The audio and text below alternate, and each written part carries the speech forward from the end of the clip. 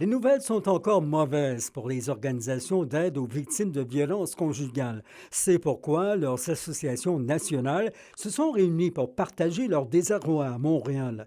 Car malgré un bel engagement de 223 millions de dollars il y a 2 ans, Québec bloque maintenant les chantiers de projets de maisons sécuritaires pour protéger les conjoints, mais surtout les conjointes menacées.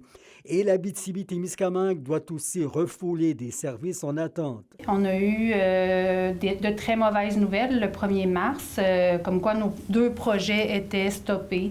Donc, c'est des projets qui sont arrêtés en raison d'incohérences dans les programmes de financement du gouvernement. Il y a un vide de service, comme en Abitibi-Ouest. On n'a pas de maison d'aide et d'hébergement pour les femmes victimes de violences conjugales et leurs enfants.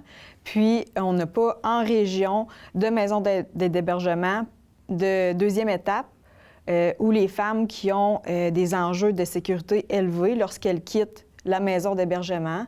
On n'en a pas en Abitibi-Témiscamingue. Des complications administratives qui ajoutent au tracas quotidien vécu sur le terrain. À vivre ces incohérences-là, à essayer de mettre en place des programmes, des ressources d'aide pour les femmes dans des programmes qui ne cadrent pas, bien, c'est du temps qu'on n'investit pas auprès des victimes de violences conjugales qui ont besoin de nous. Interpellés, les élus régionaux semblent à l'écoute. Je lance un cri du cœur à la population, c'est de trouver du financement pour le milieu, pour aider à continuer à faire avancer le projet. Parce que nous, on donne un montant, mais c'est important que les gens du milieu en aient aussi.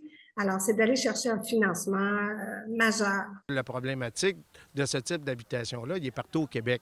Le regroupement fait donc des démarches auprès du gouvernement. Puis moi, je suis convaincu qu'on va trouver des solutions, que le projet va être reporté dans le temps, mais il va se construire, j'en suis convaincu.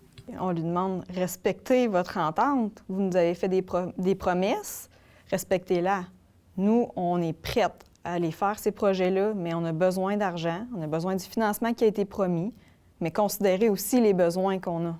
À quelques heures de la Journée internationale du droit des femmes, la Coalition Avenir Québec a l'occasion de faire amende honorable, à moins que ce mouvement de déception ait brisé le lien de confiance.